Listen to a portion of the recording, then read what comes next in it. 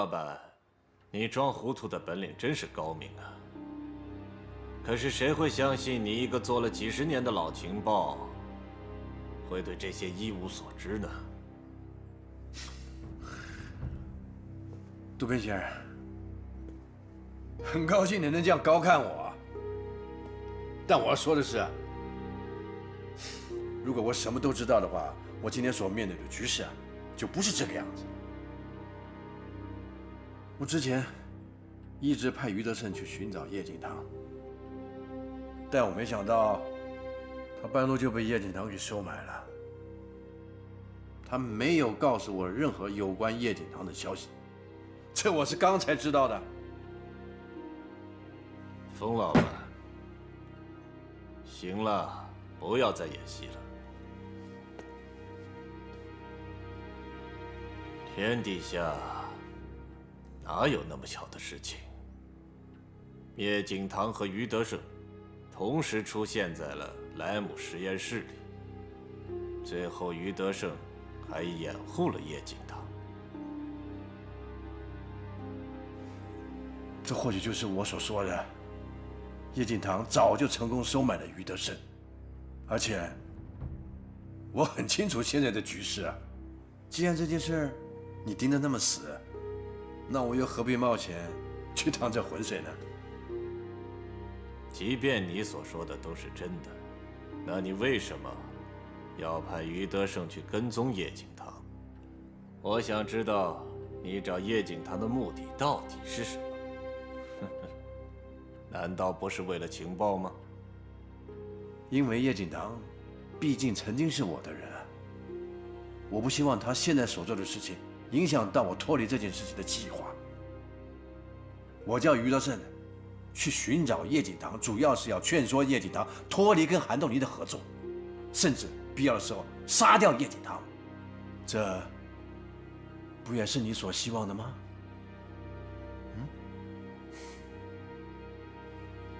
好吧，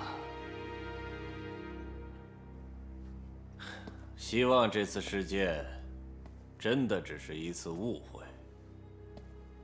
冯老板，就像你刚才所说的，我劝你不要冒险来趟这趟浑水。我曾经给过你机会，如果你让我发现再有第二次，那就没有情面可讲了。上海缺少了冯楚良，并不是不可能发生的。我们拭目以待。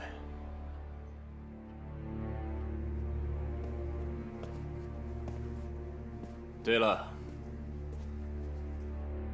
去圣约翰大学把你的人运走，好好安葬吧。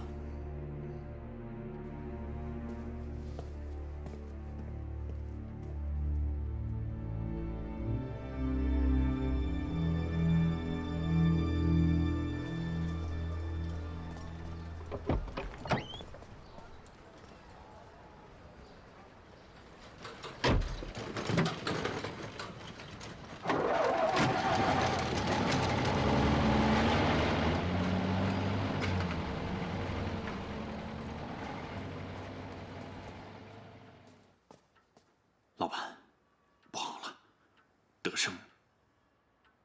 我知道了。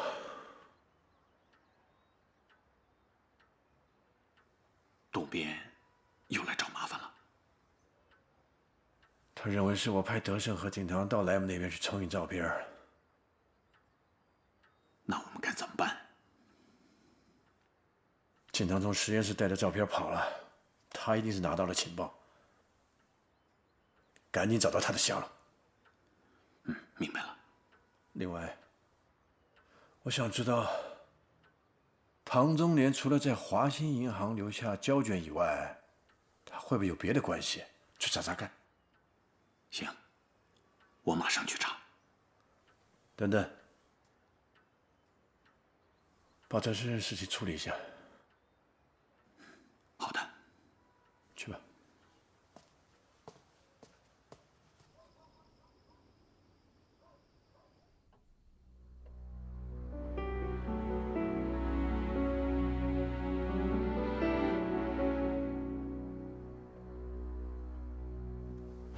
这是你最喜欢的红烧肉。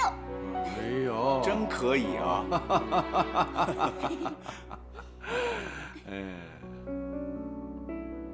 老板，我没有别的选择，也不允许我有别的选择。我不会成为阻挡您前进的那个人。明天你就到圣约翰大学去盯着莱姆教授。如果景堂到的话，你的任务就是把威廉教授给夺回来，同时杀了景堂。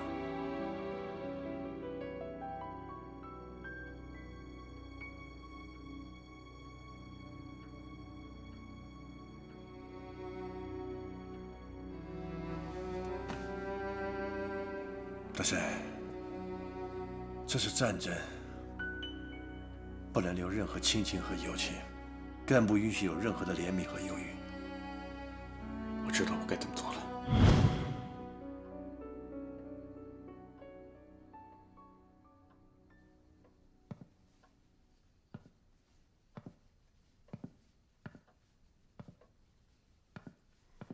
爸还没休息呢。爸，怎么这么晚还不睡觉？对身体不好。睡不着啊。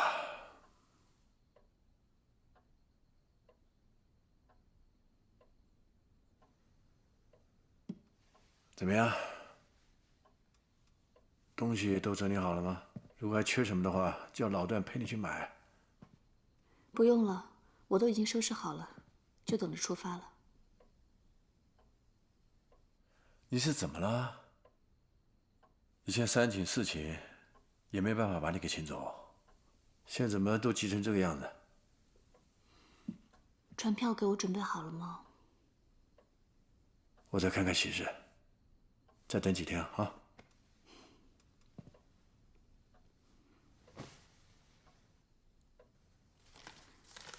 爸，我走了以后，你不要再熬夜了。这段时间每天都弄得那么晚，真的对身体不好。太多事情要处理啊，睡不着啊。有些什么事情，你就交给德胜哥去做啊。之前他跟我聊天，说这段时间你不重用他，他觉得你不信任他，他心里很难受。爸，不要再为难德胜哥了，好不好？千万不要告诉德胜哥是我说的。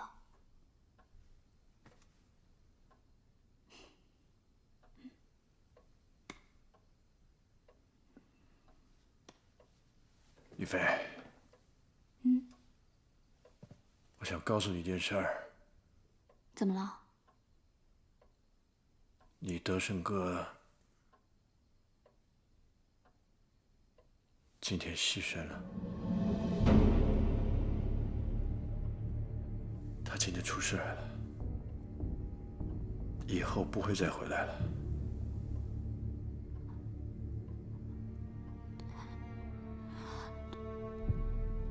他昨天不是还好好的吗？到底怎么了？发生什么事情了？他不是去执行你的那个什么任务？你让他做什么去了？啊？你让他做什么去了呀？是景堂，景堂把他给枪杀了。是景堂。不可能，景堂哥不会这么做的。宇飞，宇飞，从现在开始，你要告诉你自己，你不能再感情用事了。你还要告诉你自己，叶景堂，他不再是以前的叶景堂，他不再是你以前的哥哥了，他是一个杀人凶手，他是一个杀人凶手。我不要听这种事情啊，不知道哪一天它会发生在我们家里，会发生在你爸头上。我不要听你撒谎！你胡说！景堂哥不会这样做的，他不会的。难道你非要等到有那么一天，他拿着枪指着你爸爸头的时候，你才会觉醒吗？他不会的。我告诉你，到那个时候，你什么都没有了，你知道吗？你撒谎！我不信。于飞，我知道你一向都向着你景堂哥，啊，他在教堂约你见面，你没告诉我；他让你去帮他救人，你也没告诉我。后来他到了教堂又约你见面，你还是没告诉我。但我告诉你，我通通都知道。我也知道，他在这时候他在干什么，啊？就在你帮助他的时候，他把德胜给杀了。德胜是他从小一块长大的兄弟，我万万没有想到，他会把德胜他的亲兄弟给杀了。剩下他会干什么？他要杀我，杀老段，杀老徐。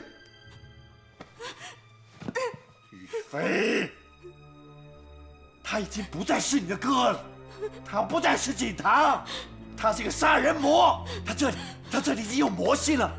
你以前所为他所做的一切都是不值得的，你知道吗？不会的，爸，不会的，景堂哥他不会下手，他不会的。就是景堂。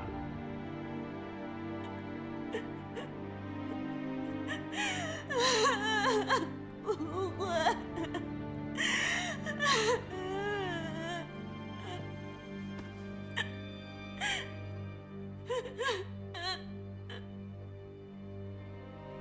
一飞，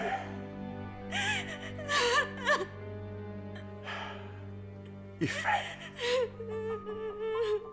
你要明辨是非，你要看清楚，知道吗？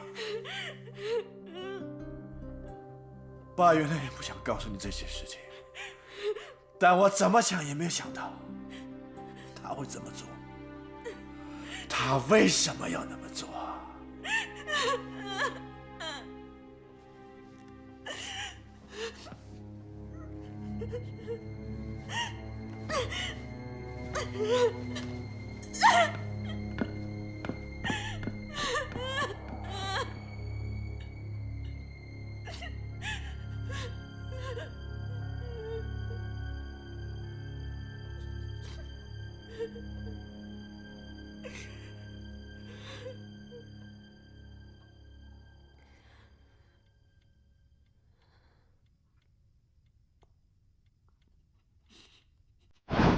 我从来没有做过违背自己良心的事儿。我、德胜，还有你父亲，我们所做的一切都是为了国家。我不想让你牵扯到这件事情上面来，这样对你来说没有好处，你知道吗？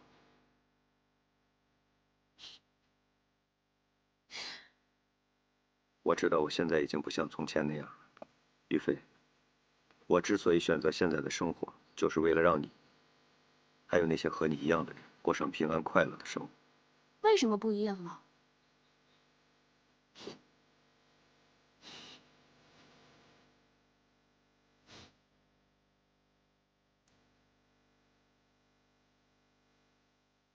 他已经不再是你的哥了，他不再是景堂，他是一个杀人魔。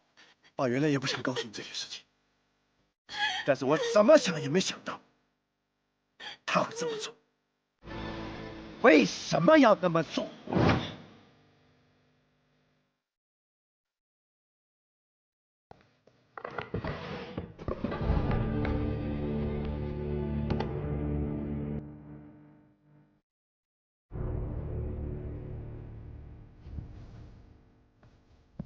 老板，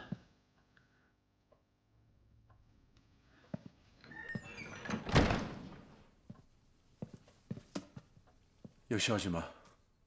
我已经查过了，唐松年在上海用自己的名字在2家银行开过户，都在租界里。一家银行是日本的正金银行，还有一家就是华兴银行。又出现华兴银行？2家银行都有保险柜，而华兴银行的保险柜在锦堂准备刺杀唐松年的前一天就被注销了。有那么巧吗？南京方面现在有没有对唐宗年的财产进行清查？除了华兴银行的保险柜是他自己注销之外，目前正金银行的账户已经被冻结了。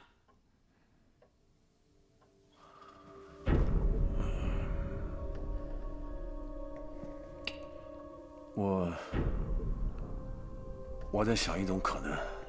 什么？景堂手上所拿那个 V 点胶卷，原本是应该放在华信银行的保险柜里。但是唐仲年他要叛逃南京，可是华信银行呢，又是有南京方面背景的银行。他心想，一旦叛变被发现，势必会被查封，所以就在叛逃的前一天，把 V 点胶卷取出来，放在那个死信箱里。有这种可能。所以他绝对不可能把情报放在日本的正经银行里，因为对他来讲很不利。也许唐宗年的情报，也就是这么点了吧。之前我得到的消息，唐仲年把他的情报分成2半，一半在上船的时候给，另外一半是到了香港以后再给。哦，所以他会把情报放在2个地方，一个在华信银行，那势必还有另外一个点。那我再去查一查，或许那些东西啊是没有使用他名字登记的，说不定能查到点别的线索。对。等等，德胜的事办得怎么样？德胜的事情已经办好了。他中了很多枪，都是近距离射击的。从现场看下来，德胜是为了掩护锦堂，他一个人堵住了渡边的所有人。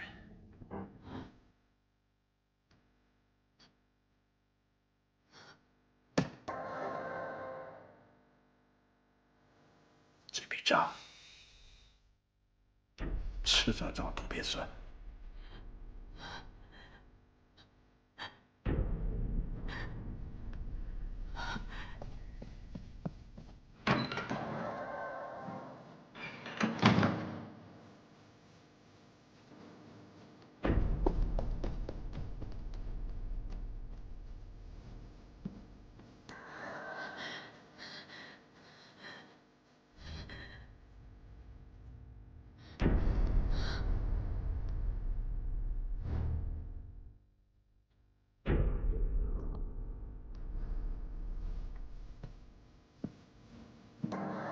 飞啊，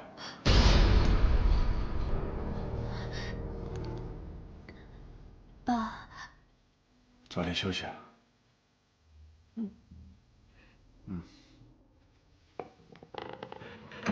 冯宇飞有些乱了，他没有想到冯楚良竟然会和他说谎。更让他感到意外的是，冯楚良竟然把德胜的死推在了叶景堂的身上。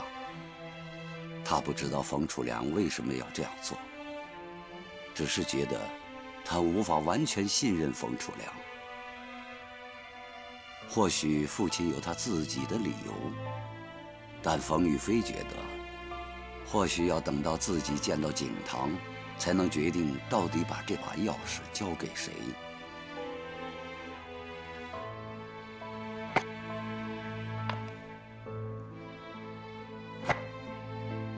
景伟，对不起，我也不想这样，但事情走到了这一步，我也没办法。还好，没让你看到现在的我，这对你对我来说，都是一件好事儿。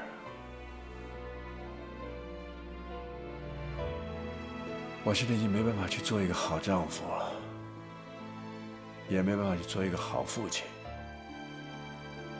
景伟，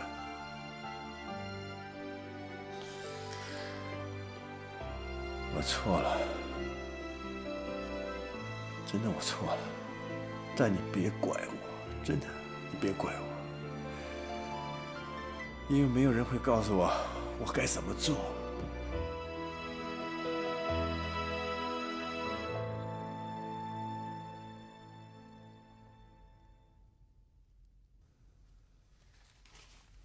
照片上的这几组数字，一定是时间。你看看，8月3号、8月23号、9月1号。可是现在已经是9月份了，情报里却出现8月的时间。而在8月，日军并没有什么大的动作，这难道是一份作废的情报？不会。我觉得照片上的内容，应该是一份长期的行动计划。从目前的几个时间点来看，日军没有大动作的记录，这应该是一份筹备计划，类似于出库单之类的文件。每一个日期就是出库的日子，和它相对应的数字应该是货号。货号？对。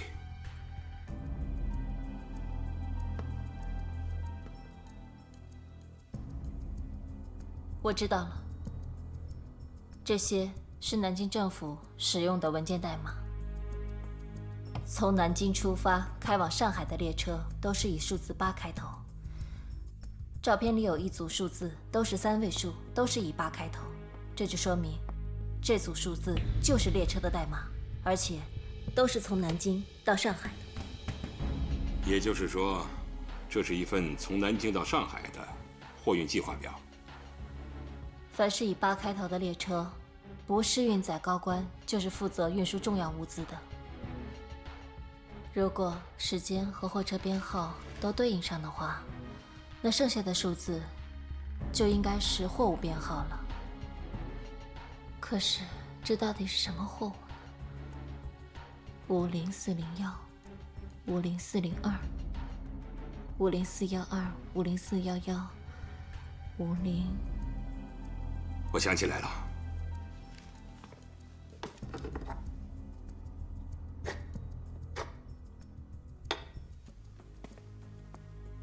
，50开头代表是黄金，也就是说，他们从南京运往上海的货物是黄金。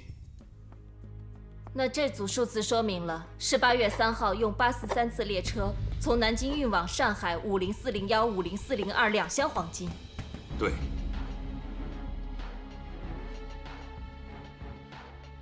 这里除了数字8代表南京到上海的车次，7是代表杭州到上海的车次，3是代表北平经由南京再次到上海的车次。也就是说，他们不光把南京的黄金运往上海，他们还把多个地区的黄金也运往了上海。下面的日期和车次，所有的货车编码都变成了1开头。1代表什么？轮转。而这些黄金最终的目的地代码是70。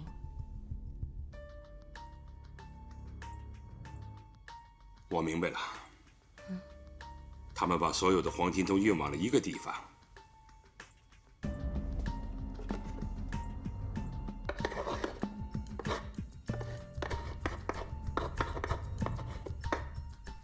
日本。日本。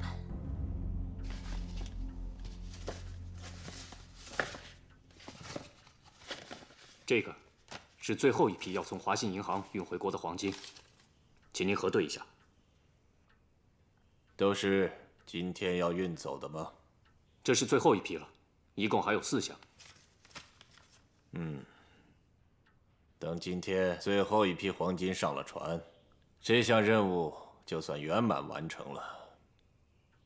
之前30多箱黄金都没有出问题，最后这一批一定要注意安全，不能出任何差错。我明白了。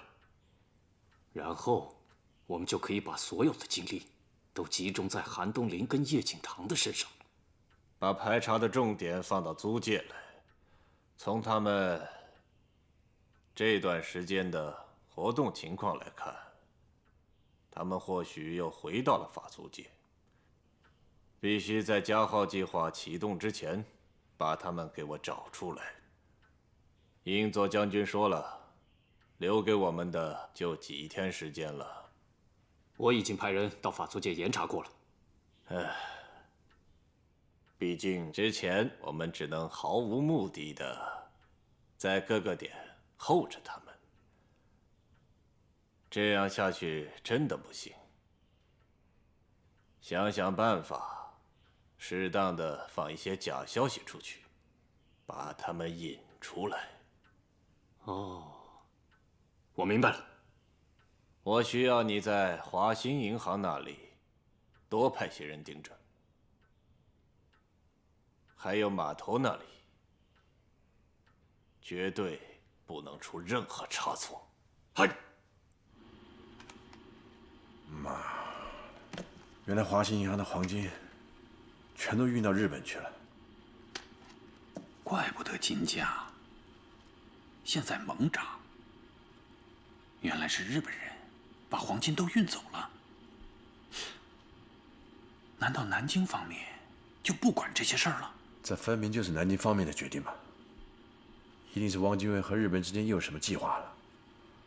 看来他们是想把中国搬空了不成？这仗打到现在，日本人已经差不多了。我估计这些黄金运到日本，也就是给日军提供做军费的。你是说汪精卫给日本人提供军费？也不是第一次了，但没想到这一次运走那么多黄金。我想，这日本人应该是想把这个战线拉长。看来日军要有大动作了。会不会这是上头提到的那个加号计划？你说这个渡边呢，那么急的要杀唐中年，会不会跟这个计划有关？你看这唐中年啊，他一直和日本人有所接触，他应该知道所有的计划，那也就说明这份计划一定具备了相应的保密等级。哎，那批黄金怎么办？今天他们要运走最后一批黄金了，我们是不是来点行动啊？不要，我们现在重点是放在唐中年那份情报上面，在没得到这份情报之前，千万不能让渡边把这个注意力转移到我们这边来。明白了。这3个星期内，从北平、杭州、南京、合肥共计21个车次，运了34箱黄金到上海，而现在这些黄金正在运往日本的途中。看来这是南京政府给日本的军费。唐中年第一张照片上的情报对我们来说已经晚了，现在日本人在后面肯定会有大的动作。如果下面这些情报破解不出来，这些情报对于我们来讲也就没有任何意义了。所以这第2张照片就成了关键。使劲儿，别走！小心，下去，快点，动作都快点，快，快点，上车，快，上车，快点！之前的开箱检查过没有？都检查了，没问题。走。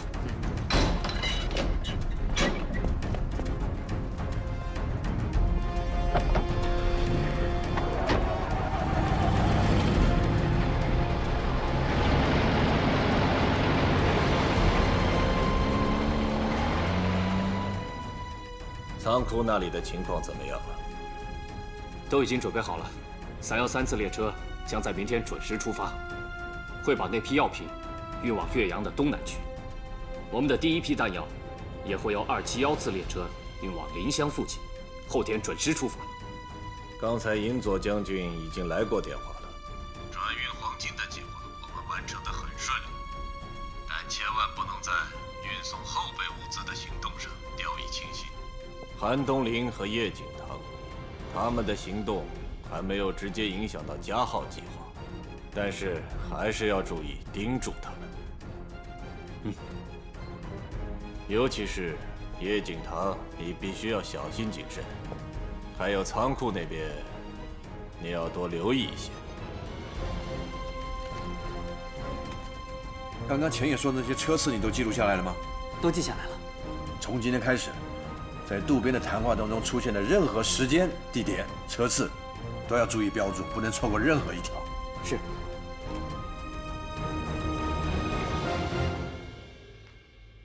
周边，来，你看，这些都是经过代码翻译过的文件。第2张照片上的情报应该可以直接读出来了，这确实是一份战略物资的分配图。要用棉花、救护包、帆布、担架，共计32000件。3样3次列车运往地点：岳阳新开塘。6.5毫米枪弹400万发，7.7毫米枪弹200万发，还有一部分的毛毯、雨衣、柴油，他们分别运到了草鞋岭、冷水铺，还有新墙河。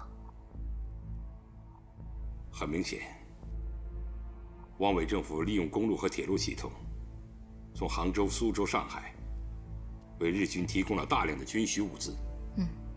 从上海运出的军需物资，主要是药品和日常用品。来，我们看一下他们的集结点在哪。无论从上海、杭州、苏州运出的军需物资，最终都会在这几个地方出现。而这些物资的集结点，说明他们的战略方向只有一个：长沙。进攻长沙？有具体时间吗？韩主编还在继续分析，什么时候能有消息？还不确定。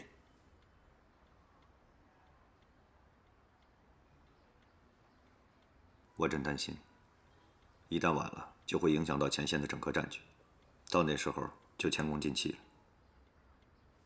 那我明天再去和韩主编碰一次，争取早点拿到结果。报告，进来。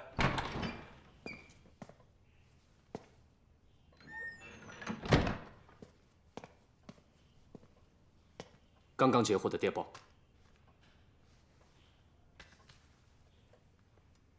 是什么？是冯楚良发给重庆的。我很奇怪，冯楚良为什么会知道华兴银行转运黄金的事情，而且明明知道却没有做出任何的动作，反而把黄金顺利地运回了日本。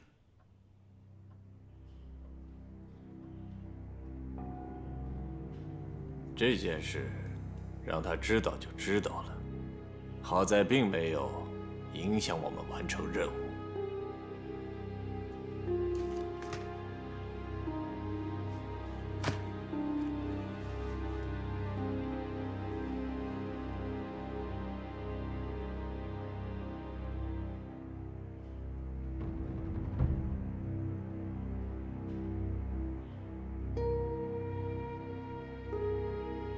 你和我去一趟营佐将军那里。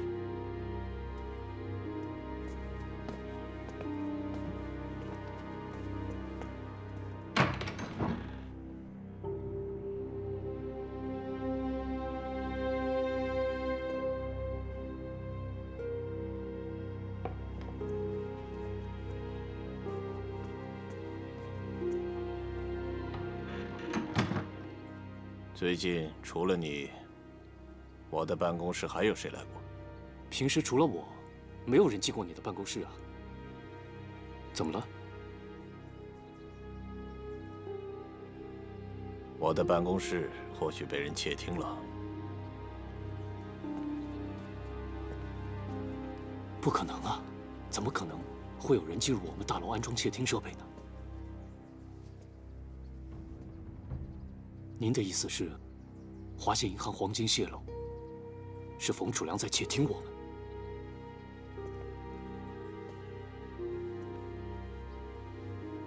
我想起来了，我昨天刚向您汇报，冯楚良今天就发出电报，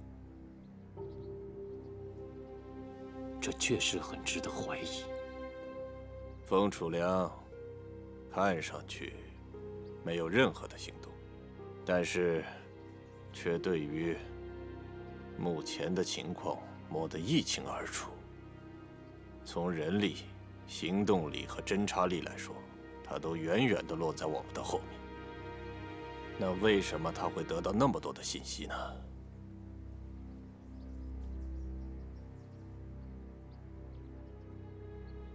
他似乎完全利用了我们的资源，然后尽可能地抢占了先机。我们好像被他算计了。那我们现在怎么办？我刚才已经透露了一些加号计划的内容。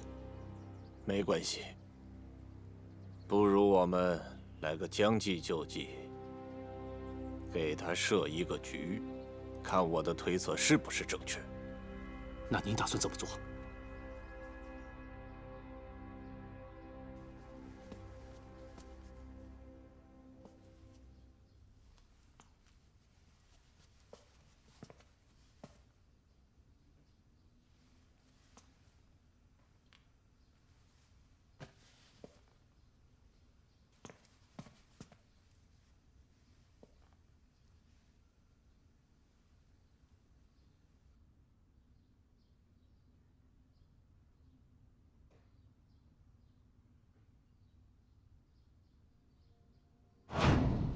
我有个朋友，他平时不光赌钱，还好抽那么2口，这不把钱给输光了，还欠了我2、3个月的烟钱。你也知道，这玩意儿在我手里头跟擦屁股纸没什么区别，他变不了钱呢。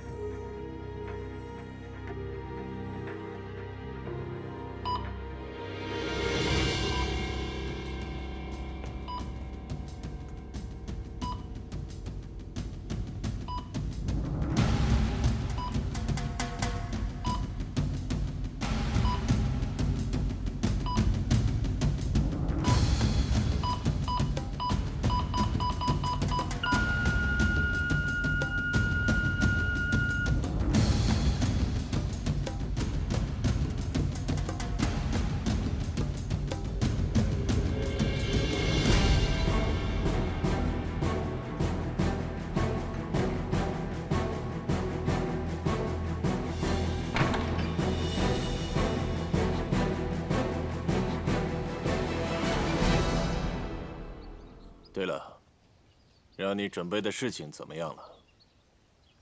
我正在安排，争取在今天晚上让冯楚良掉进我们设的这个陷阱里。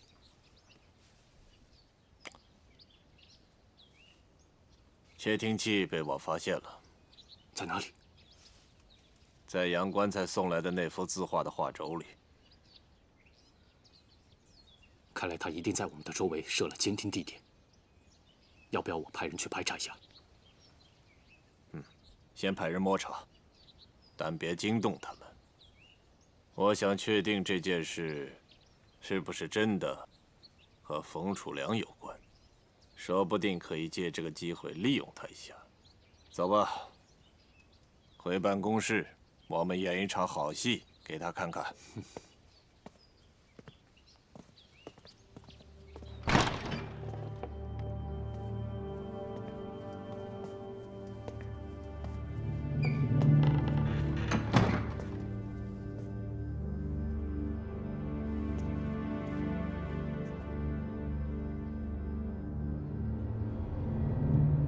最近有没有叶锦堂和韩东林的消息？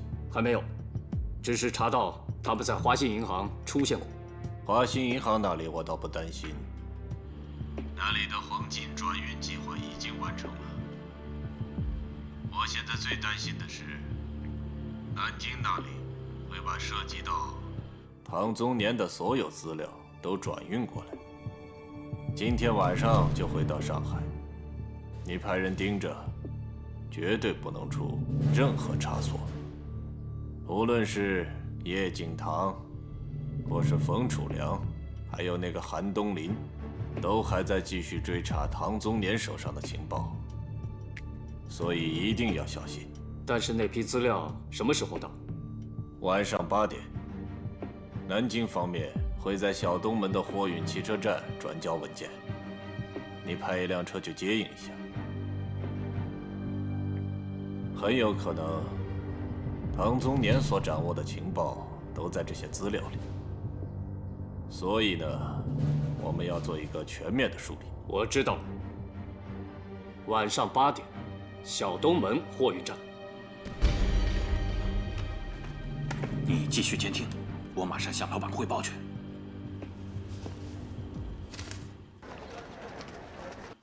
晚上8点，小东门会议站。对，这些文件都和唐松年有关。或许在这里面有我们一直要找的情报。你去安排一下，不管用什么方法，今天晚上都必须把这些资料文件弄到手。是。虽然我们已经把转运黄金的情况报告了上面，但上面现在一直在追问唐中年情报的事。重庆也发来消息，说最近电讯情报处在湘北地区发现日军通讯频率突然增多，目前情况很紧急，要我们多收集一些相关的情报。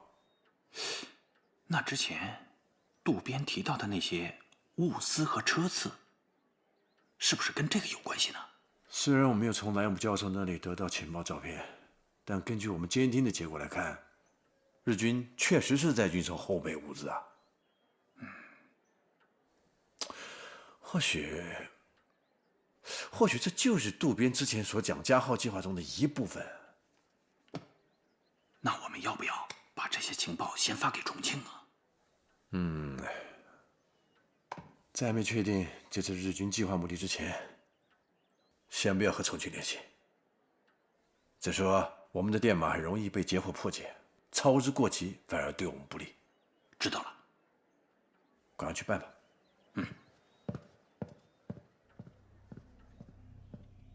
听说你的办公室竟然被人安放了窃听器。是，我也是刚刚才发现的。知道是谁做的吗？很有可能是冯楚良做的。今天晚上我会去最后确认。我要知道的是，有多少情报泄露出去了？转运黄金的事，很可能已经被对方知道了。后备物资的运送计划，可能也听到了。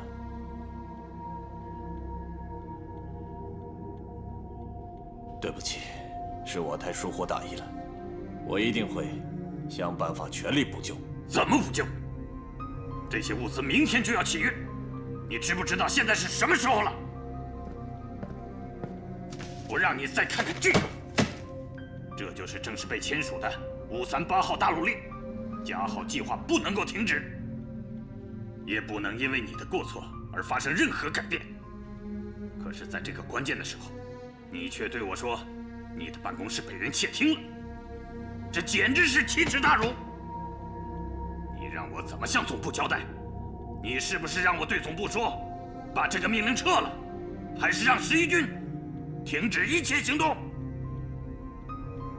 对不起，对不起，这3个字，你应该向11军的8万前线将士去说。这个计划对我们有多么重要？我们现在到了什么时候了？11军放弃了北上，放弃了对苏联的作战，就是为了能给第9战区来一次沉重的打击。运送计划泄露了多少？2个车次，2批货物。调整计划，改变运输方式，马上通知下去。是。如果今天我能确认是冯楚良在监听我们的话，我就不会再对他手下留情了。先不要动那个冯楚良。为什么？他这个人对我们可能还有用。我不太明白您的意思。我在猜测一种可能，因为2个车次的计划被暴露，或许他能够推测出我们的集结点、参战人数以及装备数量。如果这样的话，那对我们的威胁太大了。冯楚良这个人，你先不要动，你完全可以利用他。总之，留给你的时间不多了，你要想尽一切办法弥补自己所犯的过失。这个任务你办得到吗？如果这次你再让我失望的话，11军参谋部缺了一个空位，我会直接把你送到战场上去。我明白了。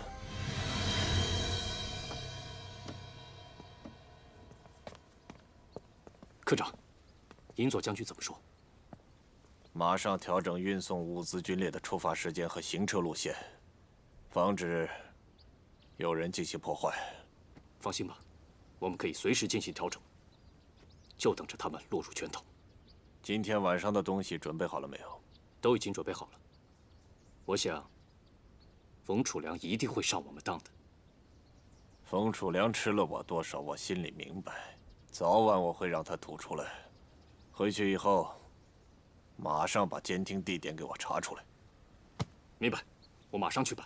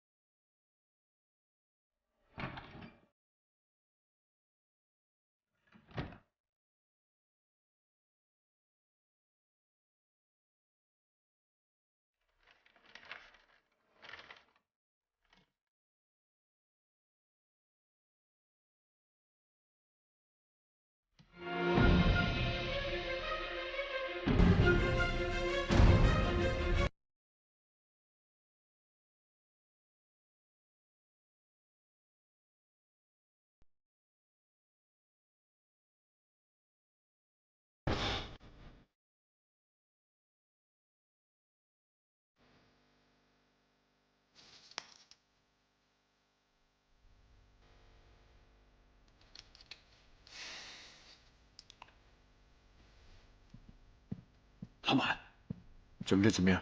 我们都已经准备好了。监听到什么样？他们说准备运送物资的军列，调整时间和路线。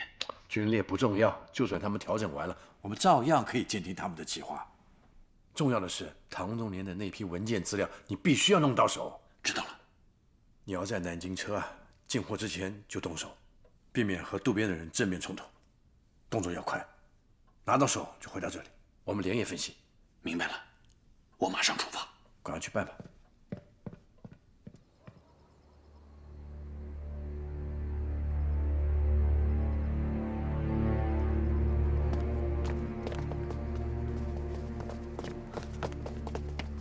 冯楚良那里有什么情况？他们的人已经在火车站附近了，带头的是那个叫老徐的，估计他们会在外面动手。通知下去，马上行动。是。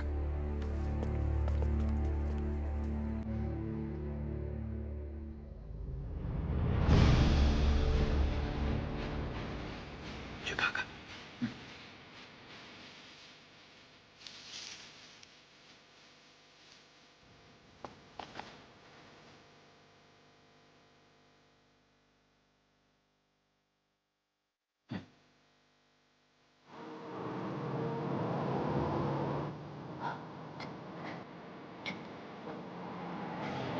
车来了，快，藏起来！快快！ 站住！别动！下车！快下！快动！快车！走，快车！停！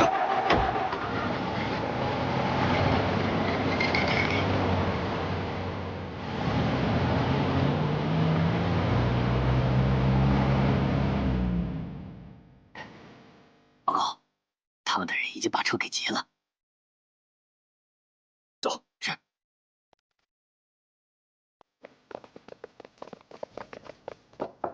进，老板，我们回来了。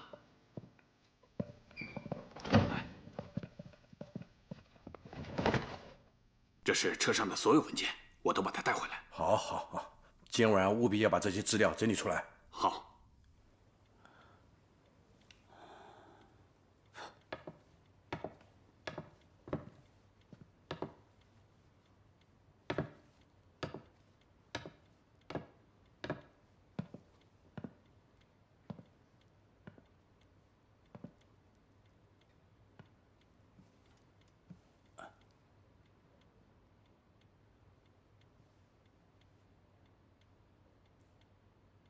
小姐，这么晚了还要出去啊？段叔，我爸爸干什么去了？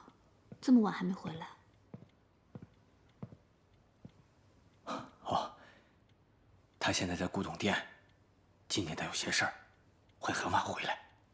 要不，你先上楼休息。段叔，我想问你一件事情。什么事儿啊？之前，我爸爸一直想让我离开上海，那个时候我有我自己的打算，不想走。可是现在，我已经决定要离开上海了。为什么我觉得我爸爸在想方设法的让我留下来呢？哪有这事儿啊？你想多了。那为什么船票到现在都没有订好？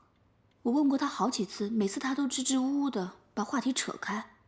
最近租界比较混乱，工部局又要临时调整董事会，那些英商、美商都人心惶惶的，他们觉得日本人迟早要跟英美开战，所以都纷纷撤出上海。现在船票紧张，很正常。凭我爸爸跟工部局的关系，弄一张船票不是一件难事吧？这，我想你爸他有自己的想法，你就别着急了啊。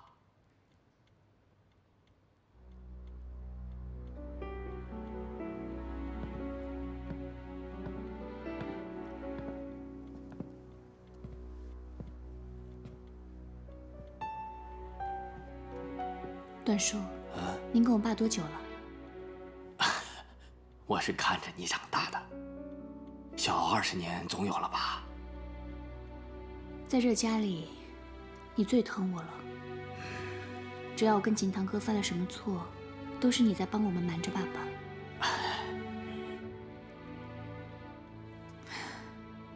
我爸一直都那么忙，现在想想，你跟我在一起的时间，比我爸陪我的时间还要久。是啊，我把你们当成我自己的孩子，尤其是你。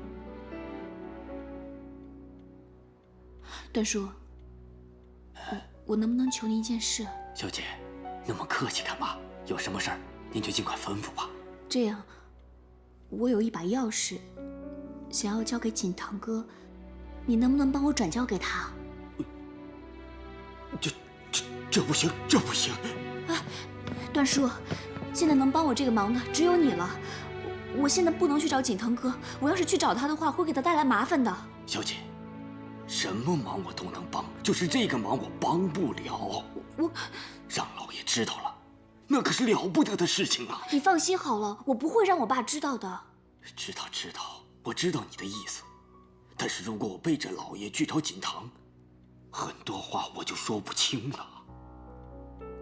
我不知道锦堂哥跟我爸爸之间到底发生什么事。可是段叔，我知道你心里一直是有我们，一直是向着我们的。我马上就要离开上海了，我可能永远都不会再回来了。你就当这是我最后一个要求，好不好？我求你了，段叔，我求求你了，你就答应我吧。帮不了，对不起，小姐。段叔，你。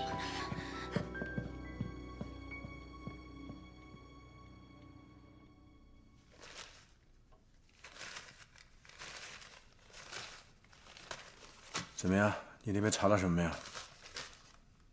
我看的这批文件里，都是内务部给唐宗年发的公文，还有唐宗年给日方提供的战备物资的资料。大多数都是武汉会战时候的消息，基本上都是汪伪这边的部署，还有配合作战的方案，对我们没什么用处。我这边也都是一些旧的情报。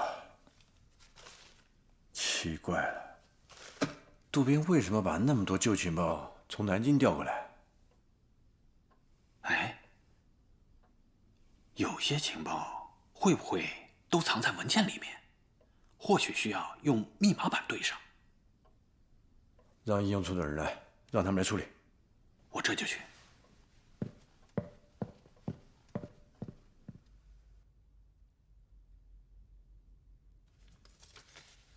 我们现在基本上把物资配送计划都整理出来了。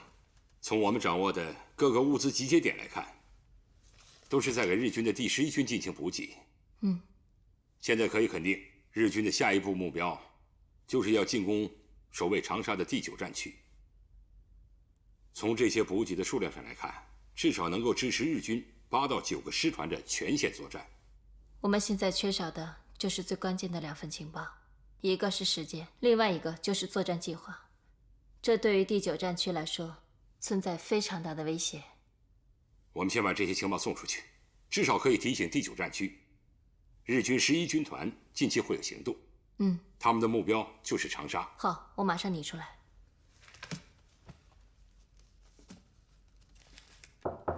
君，老板，怎么样？查到什么没有？技术应用处的人查过了，果然有一份文件里有加密的内容。是什么内容？是日军的行动计划，他们马上就要主攻常德。主攻常德？这份文件是南京方面军事顾问发给唐从年的。能够确定吗？确定。好，那马上发加密电报通知重庆。好。老板，我刚才一直在想一个问题。什么问题？会不会这个里面是渡边给我们设下的一个圈套啊？你的意思是说，渡边发现我们在监听他，所以故意在试探我们？有这个可能。您看，我们是不是把监听室先撤了？不用动。既然我们通过监听的方式得到了这些，那就说明我们的方法是成功的。在我没达到目的之前，让我收手，那是不可能的。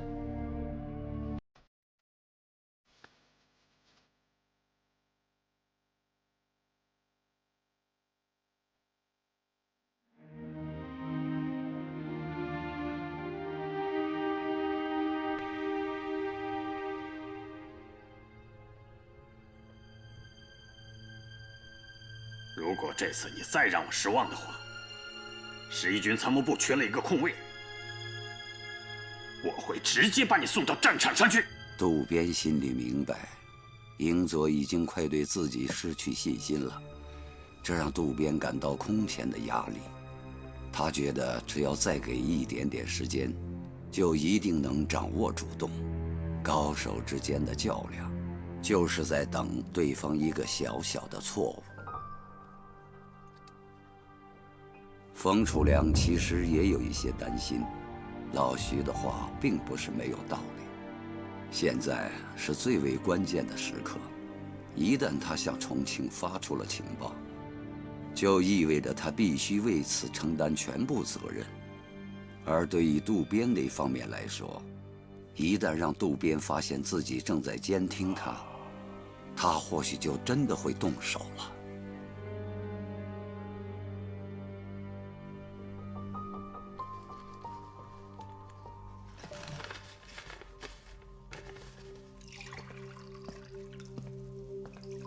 老陈啊，这是我们拟的一份电报，马上给中社部发过去，让他们尽快通知重庆方面，日军很快就要进攻长沙了。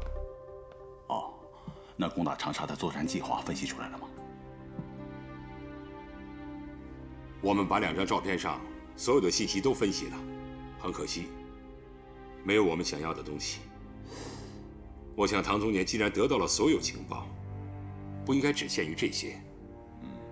我相信，日军攻打长沙的作战计划，应该在剩下的那部分情报里。我们必须想办法，尽快的拿到那份情报。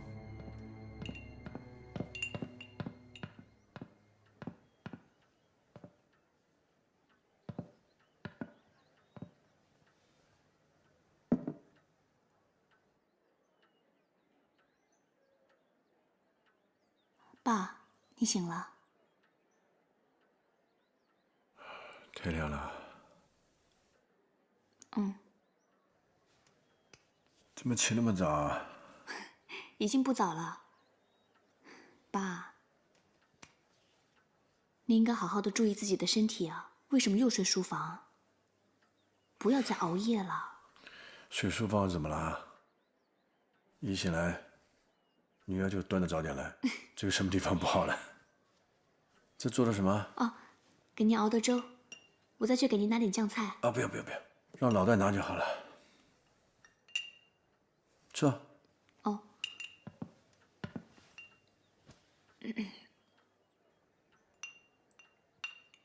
怎么了？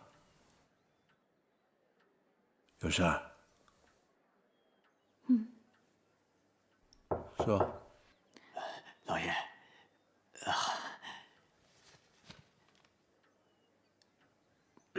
哦，爸，那有事你们先聊吧，我先上楼了。好，我待会上去找你。嗯。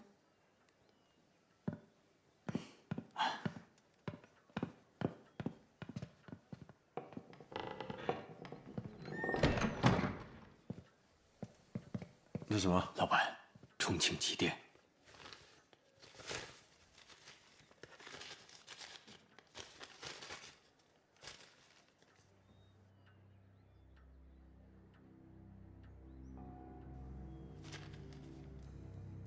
重庆什么意思？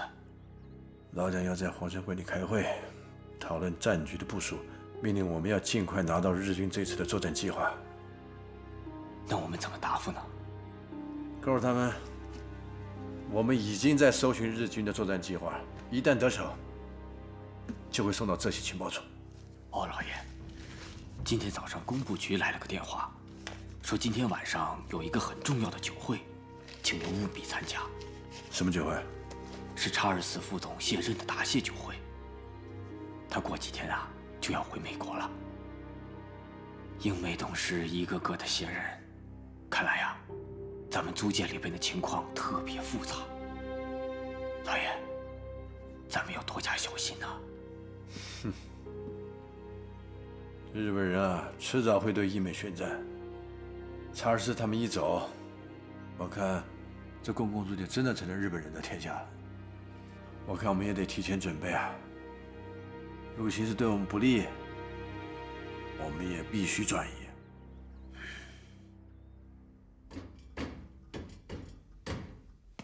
主编。哦，老陈刚刚把情报送来了，中车部那边又回电了。怎么说？我们的同志在第一时间通知了重庆方面，而重庆方面很快又反馈回来了。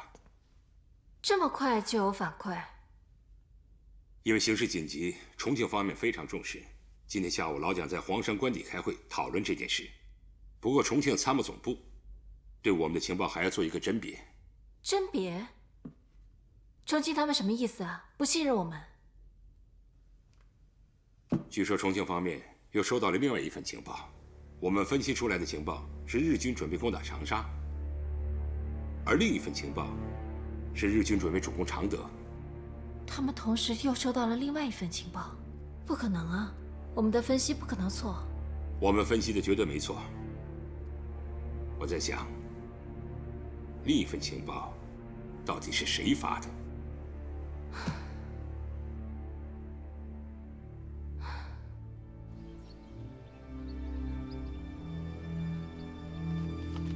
查尔斯今天晚上有一个答谢酒会，我们一起去。查尔斯这一走，冯楚良在租界就彻底没了保护伞。现在的形势对于我们来说是越来越有利。形势虽然对我们有利，但要让冯楚良真的替我们办事，还有些难度。我想我们可以做两手准备。如果他在租界没了势力，我们可以来些硬的，或许能有收获；要么我们就继续拉他下水，跟他做一笔交易。哼，冯楚良可是个胃口很大的人，跟他谈条件很困难。也许我们可以试一试他身边的人。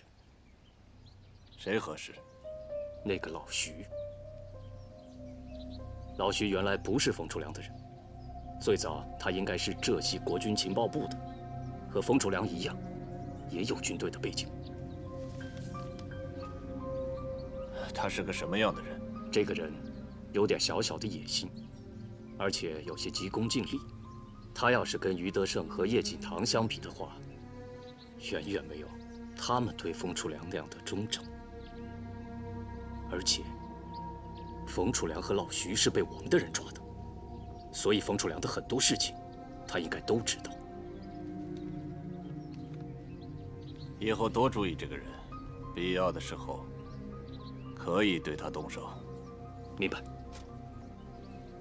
哦，对了，刚刚送来的文件是浙西情报处发给冯楚良的，被我们截获了。蒋介石要在黄山官邸开军事会议，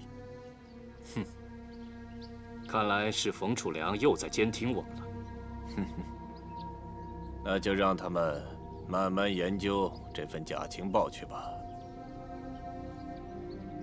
而且从电文上看，我们能放心的是，他们没有我们的作战计划。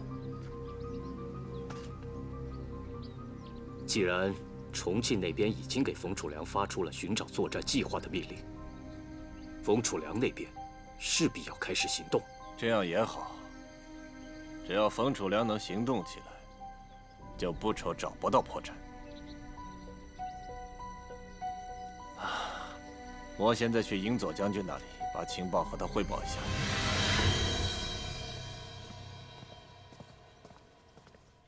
蒋介石在黄山官邸开会，这或许是个好机会。我也没有想到，当初放给冯楚良的一个假消息，竟然会起到这样的效果。你有什么打算？如果在开战之前，蒋介石突遭打击，那会打乱他们的方寸。假如蒋介石死了，那当然是件好事；如果不死，也让他们的注意力有所转移。这个点选得非常好。索性在开战之前给他们一次打击，然后我们趁机发动进攻。您是要准备空袭黄山官邸？这会出乎所有人的意料。空袭之后，讲好计划，立刻执行，打他们一个措手不及。明白。冯楚良那里怎么样了？你有什么打算？今天查尔斯卸任，我很有可能会在酒会上遇到冯楚良。现在工部局的英美董事几乎都撤走了，这样一来，冯楚良在租界就没了势力，动他就容易多了。同时，我们还选择了他的一个手下，也许他也是个突破口。要记住残心二字，冯楚良一旦有行动，你就不能够松懈斗志，一定要对他的行动全力反击。从现在开始，你的行动一定要全力以赴，不能给他留有反击和防御的力量。我明白。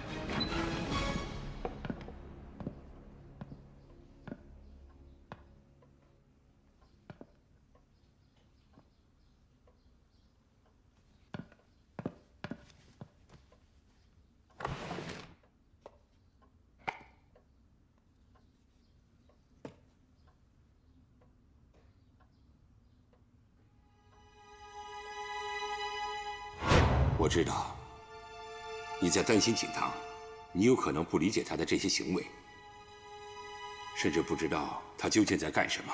但是我可以告诉你，他所做的一切都是为了这个国家，为了这个民族。总有一天，你会为他骄傲。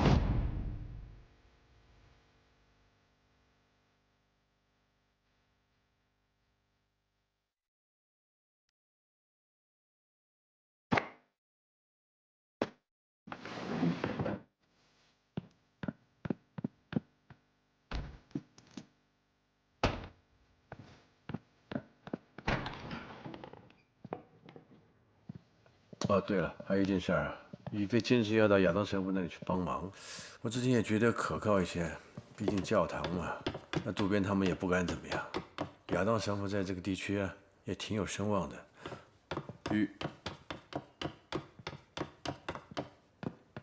出去啊？哦，我去一趟教堂，我跟亚当神父已经约好了，我们去聊福利会的事儿。那打个电话就可以了，何必今天一定要跑这一趟？爸，你就让我去吧，我好多天都没去教堂了，我也挺想去看看孩子们的。好，那让徐叔送你，我都安排好了，那徐叔会接你。谢谢徐叔。好，那就走吧。嗯。啊。爸，我走了。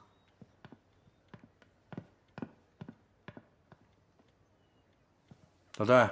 哎。送杯茶来。哎，好。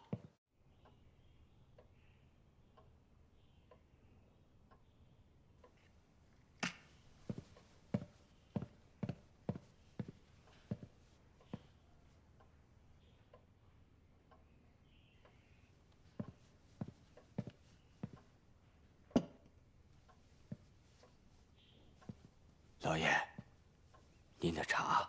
啊，谢谢。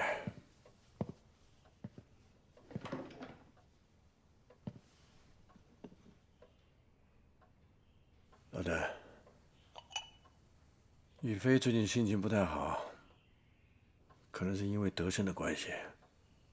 如果他以后要出去的话，就麻烦你多陪陪他。啊，那没问题。可是，怎么了？啊，老爷，有个事儿，我总想告诉你。说。先前小姐提起过，让我把一样东西交给锦堂。什么东西啊？一把钥匙。钥匙？什么钥匙？具体不清楚。可是我想吧，这事儿还必须得得到老爷您同意才行。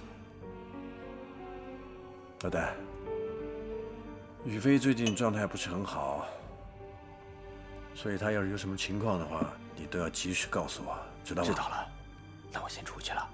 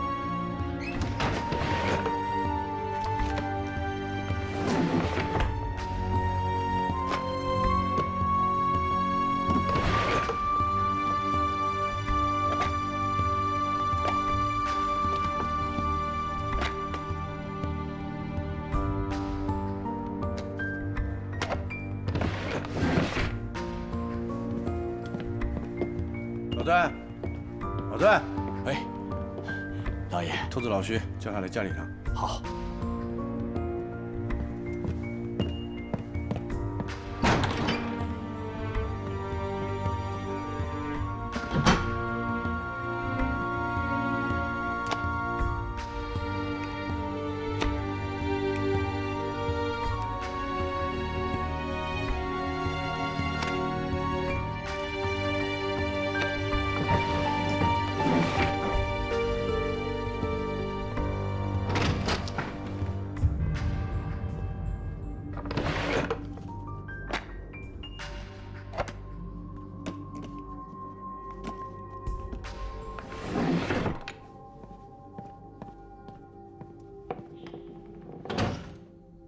把这个拿去，赶快复制一把新的钥匙。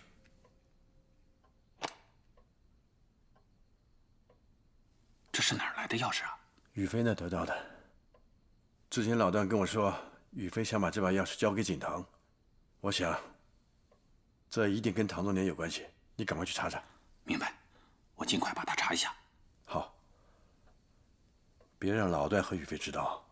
明白。老徐，钥匙真的很重要，千万不能有什么闪失啊！我会带2个人去，配完以后我会送回来。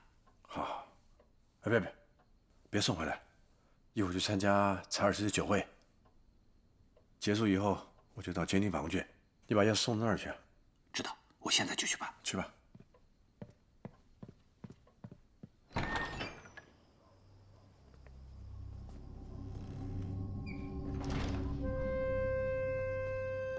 科长，我们已经盯住那个老徐了，他们好像今天晚上会有行动。他们有多少人？一共带了3个人。他今天下午好像去了华兴银行，像是去熟悉情况的。这样，今天的酒会你就不用去了。冯楚良或许打算趁着我参加酒会的时候暗地里行动。今天你就盯着这个老徐，如果有了合适的机会，就果断下手。抓到老徐之后，先别审，等着我回来再说。啊，明白。那另外2个人怎么处理？留着他们没有任何意义，不需要我提醒你，你知道该怎么做。这样，我先去酒会了。你行动结束以后，就来俱乐部找我。嗨。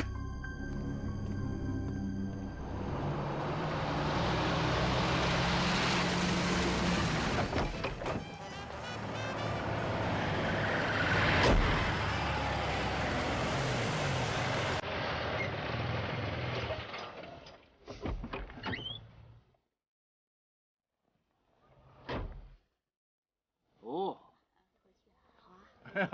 渡边先生，冯老板，好久不见。哎，好久不见，好久不见。我还以为我们两个不会再相见了，可是没想到我们俩运气还真好啊，又见面了。请。先生你好。啊，谢谢，谢谢，谢谢。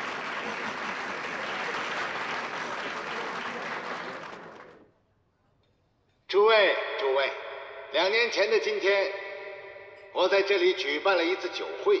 那时候我刚上任，和你们成为了朋友。2年后的今天，我最后举办一次酒会。查尔斯说走就走，是不是挺舍不得的？查尔斯看得很明白，原本不是属于这里的，就不应该有成为这里主人的念头。你说是吧，渡边先生？哼，冯老板说的不是查尔斯吧？你的这些工部局的朋友都不可能是患难之交，一个个都走了，他们也不为你考虑考虑。我要是他们的话，我也会那么做啊。但我原本就属于这里，我还能上哪去啊？那你会不会觉得自己很孤独？会不会觉得所有的人都背弃了你？你或许可以说没有，但有一天你不得不这么想。这世界啊，本来就很孤独。I don't ever slow up, no I don't take shit. I got no love for the fakeness. If you wanna play tough and wanna hate this, I'll always show up. I don't ever slow up, no I don't take shit. I got no love for the fakeness. If you wanna play tough and wanna hate this, I'll always show up and make a statement. I don't ever slow up, no I don't take shit. I got no love for the fakeness. If you wanna play tough and wanna hate this, I'll always show up and make a statement. 世界上所有的人都要陪着我呢，你说是吗？朋友们，让我们举杯干杯吧！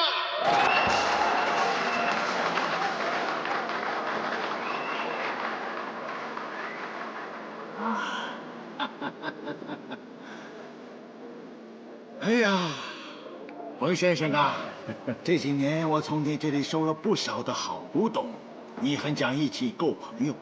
其实我是对你不放心呐。你看，连我们英国人、美国人都被日本人逼得走投无路了。你往后作为好朋友，我提醒你要谨慎行事。不过渡边先生也算是我多年的好朋友，今天你们都能来，我很高兴。啊，你们好好的聊聊，我在包厢里准备了好酒，走，我请你们喝酒，闪光吧！啊，走走走走走。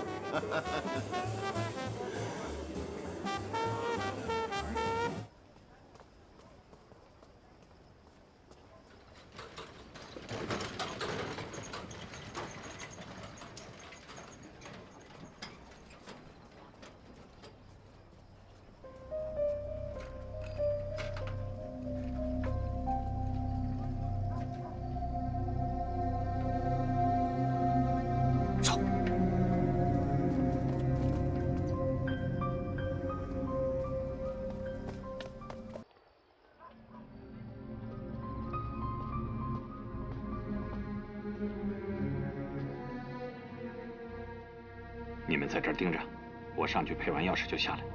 是。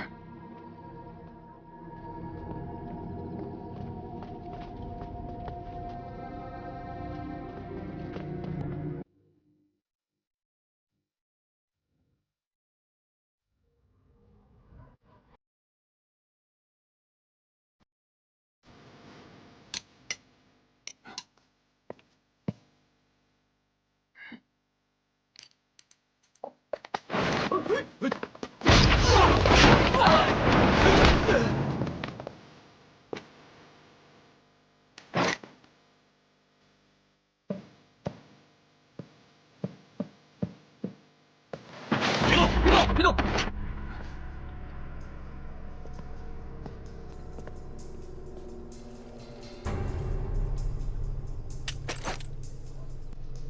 带回去。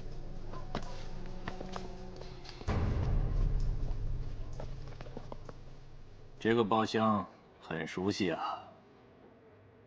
是啊，我记得第一次跟渡边先生就在后面那个包厢见面。渡边先生果然深藏不露啊！13幺自摸，居然放水，厉害，狠角色啊！过奖了，冯老板才是狠角色。第一次见面，冯老板和我谈笑风生间，就让叶景堂连杀了我们2个军事顾问，厉害，厉害啊！只可惜的是，叶景堂现在却不属于你了。但是要讲到对付渡边先生的话，他跟我一样啊，都会不留余地。过奖了，好说好说。看来我们确实让查尔斯失望了。我们是真的很难说到一起去，冯先生。其实我是很欣赏你的。如果不是战争，或许我们会成为朋友。这如果不是战争的话，你也不会到这儿。我们何以见得会是朋友？冯老板，有一句话我还真想问问你。你想问什么你就问。或许今后没有这样的机会这样面对面说了，我可以满足你。你明明曾经背叛过重庆，但这次却一直不肯好好的配合我，这是为什么？难道我从一开始就有什么地方得罪你了吗？从你们踏进东北的第一天开始，就得罪了我。那只是因为当初我们的人要杀你的妻子和女儿，所以你才无法拒绝和我们的合作。合作的下场我也看到了，我还不如单打独斗。我可以告诉你，我今天所拥有的这一切，我都是利用你们的漏洞和失败得到的。原来如此。至少我明白一点，一个人不管他有多努力，他永远不可能自己成就他自己。成就你的永远是别人，当别人失去了，被你得到；当别人得到了，被你截取。有些事情你不做，就由我来做，同样是你在成就我。有趣，有趣，高论呐！高论不敢当。渡边先生不是也是如此吗？冯老板既有见识，又有胆识，不得不让人佩服。难怪看您总是那么气定神闲的样子。最近形势这样，你还钓鱼？你钓到鱼了吗？有，钓到了。可据我所知，我们大楼附近的那条荷塘，几年前就已经没有鱼了，那是死水一潭。是吗？有时候冯老板的自信和胆量，还真是让人自叹不如。冯老板，我这里还有几条更大的鱼，不知道冯老板感不感兴趣？你的鱼能大过我的去？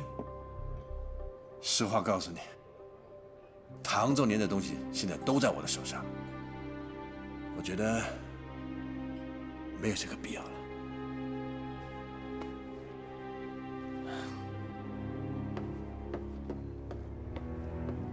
先生，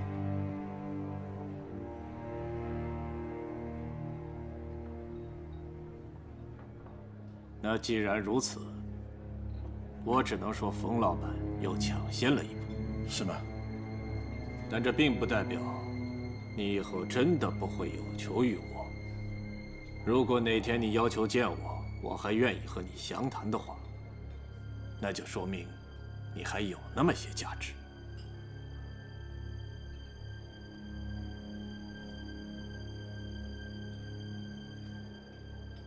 先走一步。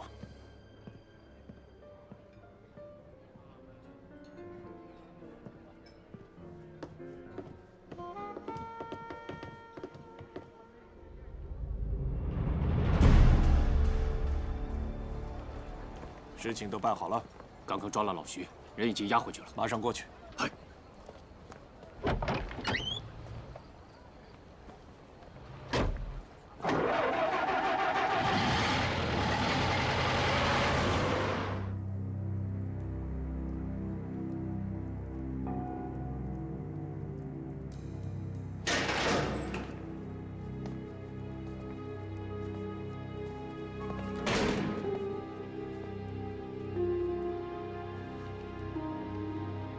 这个是从他身上搜出来的。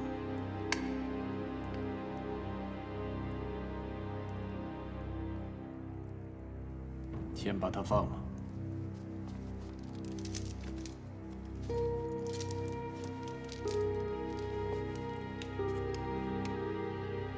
你是老徐吧？我说渡边，你什么意思？给个痛快点的。我老徐从来就不怕死。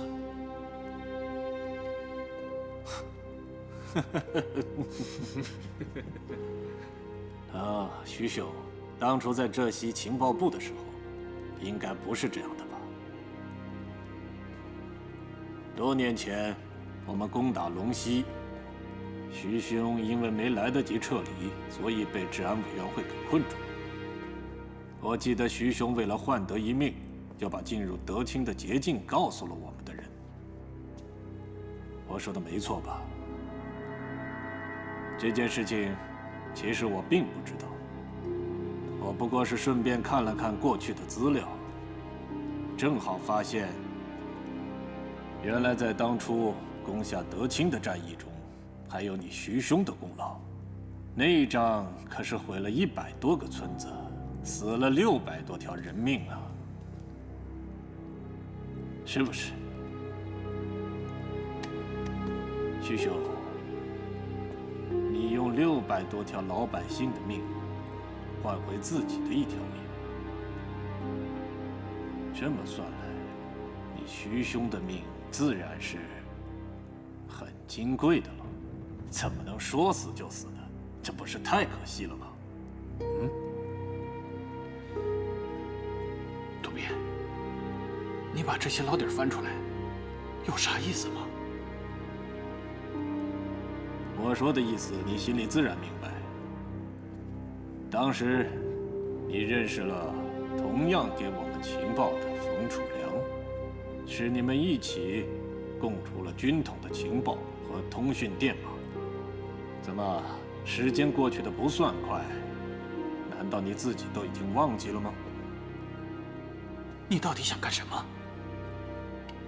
我不想干什么。也不打算把你留在我这里，我只不过是想提醒你一句，徐兄，冯楚良不是一个糊涂人，什么人该留，什么人该走，他心里很清楚。你也知道他现在的情况。工部局的人一撤，你觉得他还能在租界站住脚吗？到时候他可以走，但你呢？你可以从浙西逃到上海，但你又能从上海去到哪里呢？当初你算是给自己留了一条后路，换回一条命。现在我同样给你一个机会，你不但可以从这里走出去，而且我能保证的是，日后你也可以安全地从上海走出去。好好的为自己考虑考虑吧。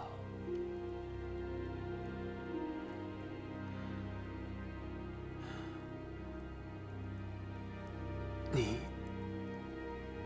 到底想要什么？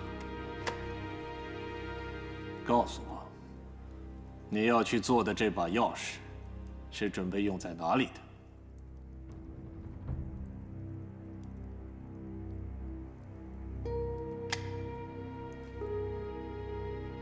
我可以给你时间考虑，但你要想清楚，冯楚良是个很精明的人。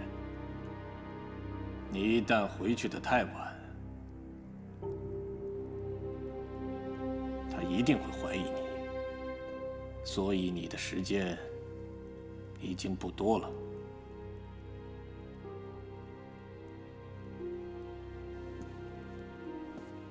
于德胜，他都可以把他牺牲掉，甚至叶景堂，他都同样可以放弃。徐兄，你觉得你会比他们更幸运吗？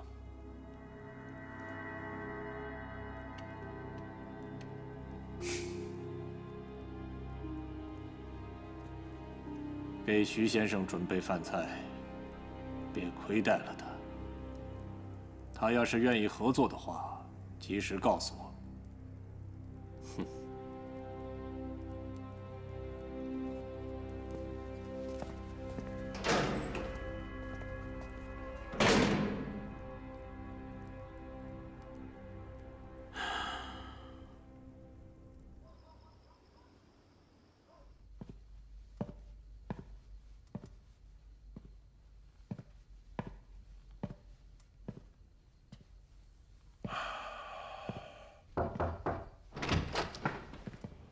怎么样？有老消息吗？还没有。他有去过其他粮肉站，或者是到我家里什么的？都找过了，没有他的消息。会不会出什么事了？到底去哪里了？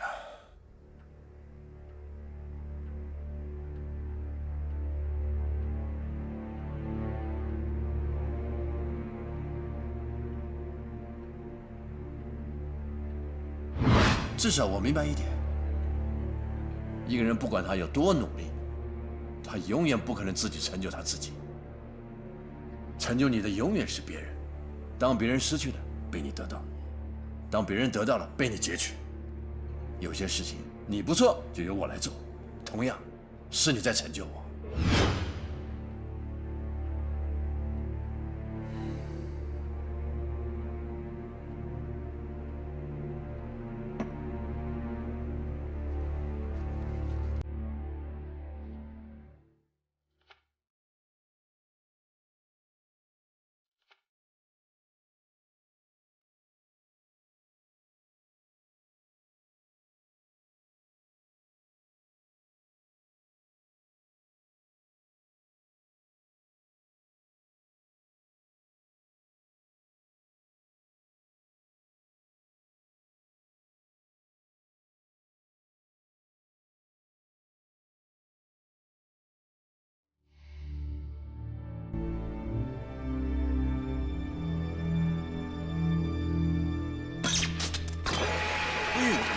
什么声音啊？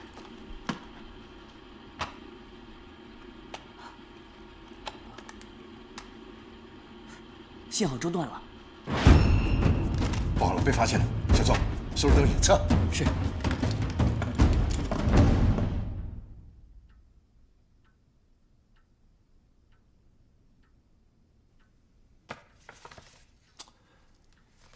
哎，可惜了。这一幅好字没有用了。今天晚上我已经暗示过了冯楚良，现在有什么事在这里都可以说了。那个老徐准备交代了，带他进来。把他带进来。啊，老徐，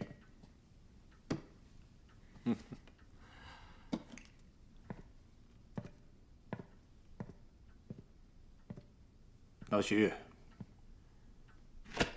这是用在什么地方的钥匙？是保险柜用的钥匙。是打开什么保险柜的钥匙？说清楚一点。具体的我也不清楚，可能是唐宗年在银行的保险柜。这是哪里来的消息？冯楚良说的。那么就是说，唐宗年的情报是在保险柜里？有这个可能。应该是剩下的情报。剩下的情报，也就是说，你们已经得到了一部分情报，是关于华信银行黄金转运的计划吗？这些我不太清楚。冯楚良说，唐宗年的情报被分为2部分，一部分之前被韩东林拿走了，就是那微点胶卷。那应该就是叶景堂去圣约翰大学洗印的那些。我们也没得到洗印出来的照片，所以一直在找剩下的那半份情报。那就是说，银行的保险柜里很有可能就是下半部分的情报。应该是这样的吧？韩东林他们有这把钥匙吗？他们没有钥匙，这钥匙是冯楚良给我的。你听清楚，老徐，我会放你回去。你就说在外面遭到了伏击，只有你一个人逃了出来。我们会把钥匙还给你，你也配好了钥匙，你把钥匙带回去，交给冯楚良。我需要你继续留在他身边。不是说我交代了就没事了吗？我希望你配合。我说过，冯楚良在上海站不住脚，我可以给你一条路走。但如果你不配合的话，那么你不会希望你今天说过的话被冯楚良知道吧？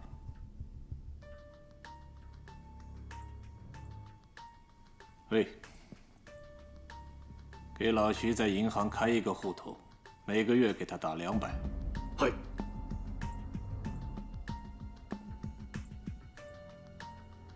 一旦我有需要，今后我就会随时来找你。记住，千万别想躲，